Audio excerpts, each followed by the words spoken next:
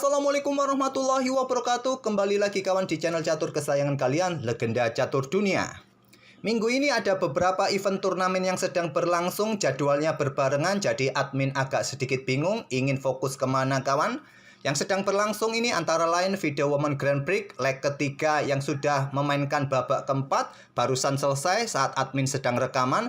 Ada juga Video Women Kandidat Turnamen yang sudah memainkan babak pertamanya kemarin kawan. Dan ada juga turnamen Reja Big Oven, di mana Reja Big Oven ini ada Iren Karisma Sukandar yang sedang bermain juga. Tapi admin tidak bisa mendapatkan data permainan Iren Karisma Sukandar di babak pertama kemarin malam. Karena saya lihat kawan di data resultchess.com-nya, Iren ini mendapatkan meja 52 kawan. Jadi dia tidak mendapatkan papan digital yang terkoneksi dengan internet. Dan data permainannya tidak terupload di internet kawan. Kecuali admin minta notasi pada Iren Karisma Sukandar kawan. Tapi tidak mungkin admin tidak mempunyai koneksi dengan Iren Karisma Sukandar. Bagi kawan-kawan yang punya koneksi ya bisa dibantu admin untuk mendapatkan data itu. Tapi sementara kita akan fokus nanti kawan untuk melihat game babak pertama di Video Women Kandidat Turnamen untuk memperebutkan atau menentukan siapa yang akan menjadi penantang Ju Wenjun, juara dunia wanita saat ini kawan. Jadi juara dunia berikutnya tetap akan dipegang pemain Cina. Dan daftar event-event yang sudah selesai ada Rustam Kasim Danov yang beberapa pecatur top juga mengikutinya seperti Nordibek Abdus Satoro, Parham Maksodo, Mamet Yarok. Tapi sudah selesai dan admin sempat terlewatkan kawan. Dan event-event berikutnya bisa kalian lihat sendiri, detailnya ada di chess.com. Jadi admin menggunakan chess.com dan Lichess kawan untuk mendapatkan data permainan. Bagi kawan-kawan yang ingin mengotak-atik game langsung, tidak menyukai celotehan admin yang terlalu panjang, bisa kunjungi dua website ini kawan, chess.com ataupun Lichess. Atau mungkin kalian membuat channel catur baru kawan untuk menyaingi admin. Tak masalah kawan, kalian bisa gunakan dua website utama. Jadi dua website ini sudah sangat umum kawan, tak perlu ditutup-tutupi lagi oleh admin. Admin menggunakan dua website ini untuk mendapatkan data catur. Oke kawan, untuk game yang akan kita ulas ini saya ambil nanti satu game dari Video Women Kandidat Turnamen babak pertama. Tapi terlebih dahulu kita coba lihat kawan, Video Women Grand Prix ini sampai mana. Admin juga belum sedetail itu untuk memeriksa game-game yang terjadi di babak keempat, karena saat sedang rekaman baru saja selesai babak keempat kawan. Sementara ini resultnya kita lihat klasemen masih dipimpin oleh Bibi Shara Asobayeva kawan. Game yang sedang berlangsung ini data belum masuk kawan ke klasemen ini. Jadi game keempat harusnya dia sudah mendapatkan 3 poin di sini kawan. Oke, langsung saja ke Women Kandidat Turnamen kawan. Game pertama di babak pertama antara dua pemain Cina kawan, yaitu Tan Zhongyi melawan Le Tingji kawan. Dan di sini Tan Zhongyi ini merupakan Grandmaster wanita, mendapatkan gelar tahun 2017. Le Tingji juga mendapatkan tahun 2017, cuma mereka beda usia kawan. Lebih senior Tan Zhongyi berusia 31 kalau tidak salah. Kalau Le Tingji ini berusia 26 tahun. Kita langsung ke permainannya. Pion C4, pion E5, pion D3 kawan. Permainan English Opening variasi King English. Tapi ini bukan jalur utama kawan, pion D3 ini. Ini langkah kelima kalau tidak salah di database yang banyak dimainkan oleh putih. Pilihan utamanya adalah bermain dengan langkah kuda C3 terlebih dahulu kawan. Diikuti kuda F6 oleh hitam, kuda F3, kuda C6. Ini adalah jalur utamanya. Kalau kalian tertarik bermain dengan pion E4, beberapa waktu yang lalu sudah sempat saya berikan analisanya ataupun alternatif dalam permainan seperti ini kawan. Tentu kuda bisa lompat ke petak G5 dan hitam bisa melanjutkan pengorbanan pion di petak B5 kawan. Kalau diambil kuda, pion C6, kuda kembali, ada pion D5, pion pakul pion diambil balik. Inilah tujuannya untuk mendapatkan sentral yang kuat dan jalur-jalur pengembangan yang terbuka kawan di area pertahanan sendiri dari hitam. Ataupun pada posisi ini saat ditawari dengan pion B5 ini kawan, kalau kalian ambil menggunakan pion, hitam akan bermain langsung dengan pion D5 tetap untuk menjaga pion pusatnya kawan. Oke, kita kembali lagi ke langkah aslinya kawan. Di beberapa waktu yang lalu sudah sangat detail saya jelaskan. Kalian bisa lihat lagi di playlist English Opening yang saya sediakan nanti di akhir video. Mereka bermain dengan pion D3, kemudian di sini kawan langkah kelanjutan bagi hitam melanjutkan pengembangan kuda ini kawan terlebih dahulu ke peta E7, ke peta F6, ke peta C6 merupakan saran dari Stockfish atau beberapa game terdahulu juga lebih memilih pengembangan kuda terlebih dahulu kawan ke F6 ataupun ke peta C6. Tapi Lei Tingji memilih mengeluarkan gajah ke B4 skak, blokade oleh kuda D2. Sekarang pion C5 kawan untuk mengontrol area pertahanan putih terutama peta D4 ini. Tapi masalahnya nanti ada outpost yang bisa diisi juga oleh putih kawan di peta D5. Kuda F3, kuda C6, pion G3 berencana Vajento, pion D6 kawan, dan gajah G2.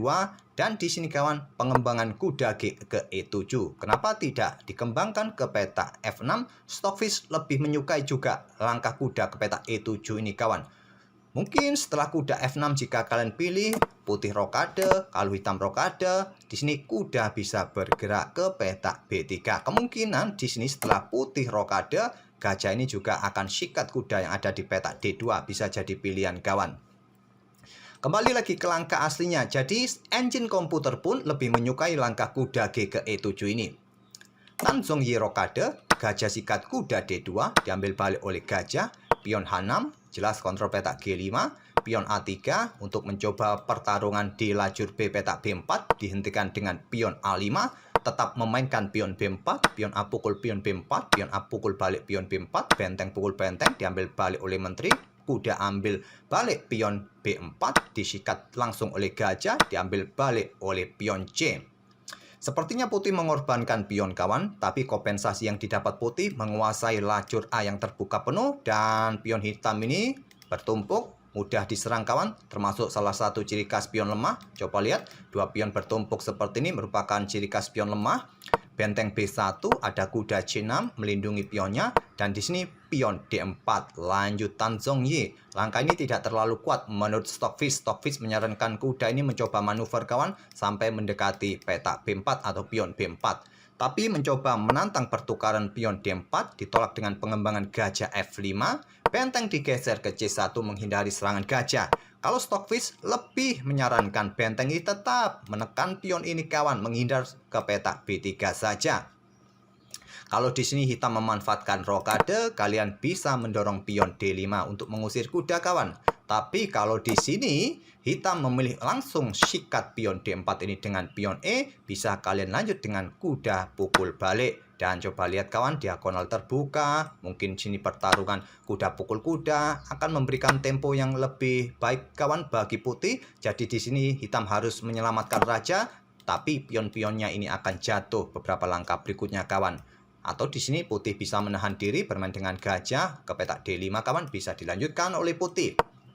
Tapi memilih dengan benteng C1, hitam rokade, putih melanjutkan pion D5, usir kuda kawan. Dan kuda lompat ke B8, walaupun kuda sudah mundur, tapi hitam juga tidak mempunyai tempo untuk mendapatkan pion ini sesegera mungkin karena bentengnya tadi sudah bergeser kawan. Tapi Tan Zhongyi punya rencana lain di lajur C kawan dengan pion C5 untuk merusak struktur pion yang cukup solid ini. Dan diterima.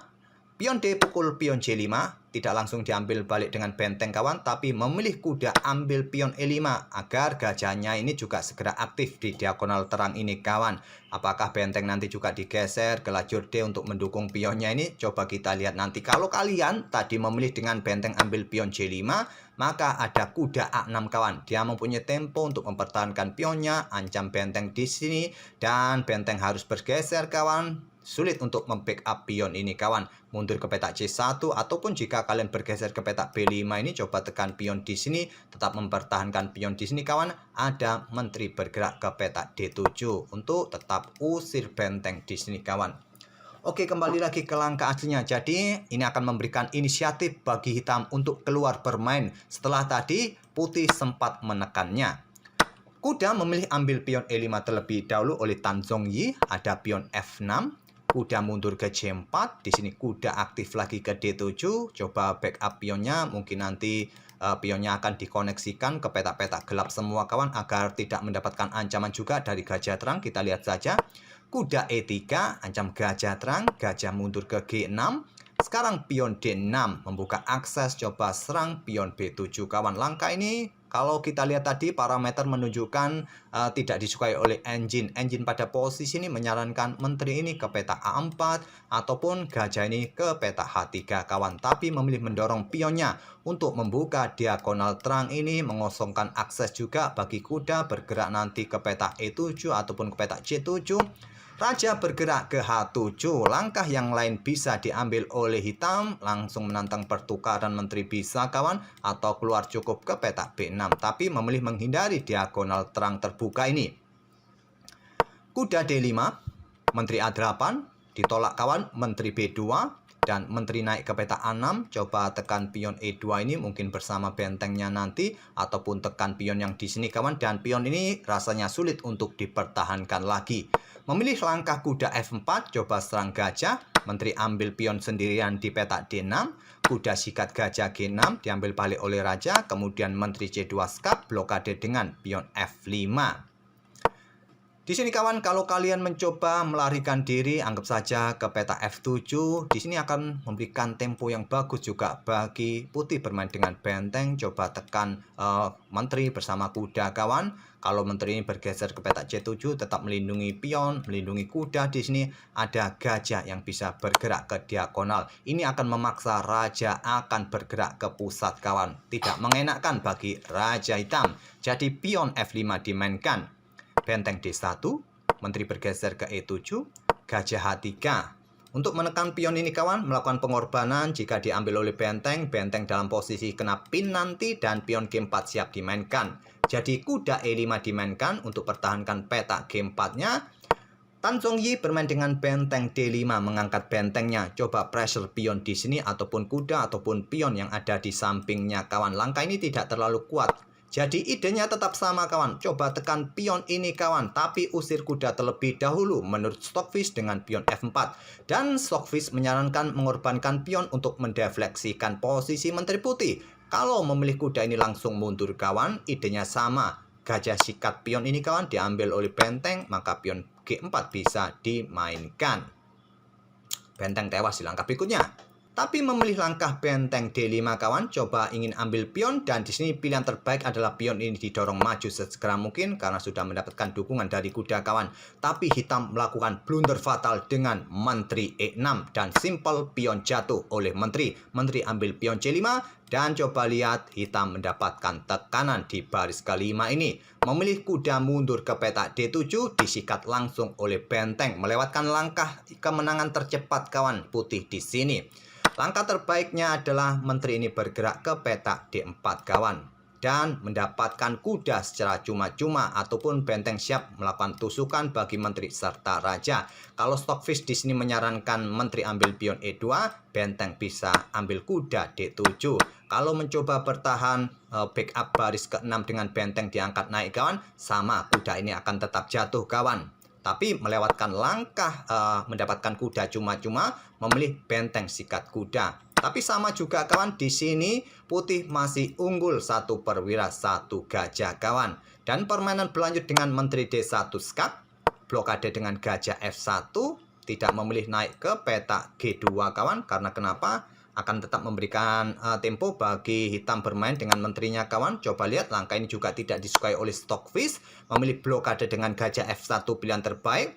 Dan hitam mendorong pion B3-nya kawan. Di sini pilihan terbaik adalah mendorong pion E4 kawan, mengorbankan pion ini. Jika diambil, kalian bisa melanjutkan dengan melakukan skak di sini kawan. Setelah raja ini bergeser mungkin ke peta F6, kalian bisa melangkah menteri ke peta A4. Coba pin pion B3 ini kawan. Dan ingin rebut pion ini nanti, kalian masih bisa menang. Tapi putih di sini melewatkan langkah itu karena sudah mulai kepepet waktu kawan. Dan perlu diingat, permainan ini adalah permainan 90 menit pada 40 langkah pertama kawan. Dan akan ditambah 30 menit lagi selepas langkah ke-41. Menteri E8 dipilih dan permainan kembali level kawan. Raja bergeser ke H7, menteri B5 kawan, mengawal pion di sini ataupun mengincar pion di sini kawan. Dan langkah terbaik bagi hitam, mengawal pionnya juga kawan. Menteri bergerak ke peta B1, menjaga pion B3 dan juga mengawal diagonal terang ini kawan. tapi memilih langkah pion F4 kawan, dan kembali putih dalam posisi kemenangan. Kalau kalian bermain dengan menteri B1 menjaga pion kalian, nanti kalian akan bisa mengawal pion ini bisa promosi kawan. Jadi pion E4 akan dimainkan oleh putih untuk ya blokade diagonal terang ini kawan, dan bisa melakukan ancaman. Kalian dorong saja pion ini kawan. Nanti menteri bergeser, pion bisa promosi. Jadi ini akan memaksa putih untuk melakukan skak-skak yang berulang kawan. Raja bergeser ke H8, pilihan terbaik. Kalau bergeser ke petak G8, masih ada kesempatan putih menterinya untuk bermain terus kawan. Jadi langkah terbaik ke petak gelap di sini kawan. Dan akan terjadi skak-skak yang berulang, permainan remis kawan. Tapi melakukan langkah kesalahan lagi-lagi waktu yang membuat pemain tidak cermat menghitung atau mengkalkulasi bermain dengan pion F4, dimanfaatkan dengan pion E3, membuka diagonal terang kawan, juga menantang pion hitam ini. Dan di sini pion F pukul pion E3, menteri D3 skak di langkah ke-38 ini, hitam menyerah dan sudah jelas putih menang kawan. Karena setelah menteri pukul menteri diambil balik oleh gajah skak, temponya kawan, pion ini jatuh, gajah juga mengawal petak terakhir, petak terang. Hitam tidak mempunyai kesempatan untuk mempromosikan pionnya lagi. Raja ke G8, kalian ambil pion ini, kalian masih punya banyak pion, masih bisa menang. Hitam sudah tidak mempunyai kesempatan lagi untuk mempromosikan pionnya di lajur B ini kawan. Dan tinggal kalian nanti bergerak dengan raja, naik. Ya, kalau Grandmaster sudah tahu sama tahu, memang sudah layak menyerah kawan. Tapi bagi kaum pos ronda sebelum para pion-pion habis, pantang menyerah. Berharap lawan kehabisan kopi, jadi agak lemes mainnya, bisa menang kawan. Oke, itulah kawan, babak pertama kandidat wanita untuk menjadi penantang Zhou Wenjun di kejuaraan dunia berikutnya. Semoga permainan dari kedua pemain tadi dan info-info turnamen tadi bisa memberikan hiburan dan wawasan kalian mengenai event-event catur dunia kawan, dan kita akan bertemu di video-video selanjutnya. Terima kasih. Wassalamualaikum warahmatullahi wabarakatuh.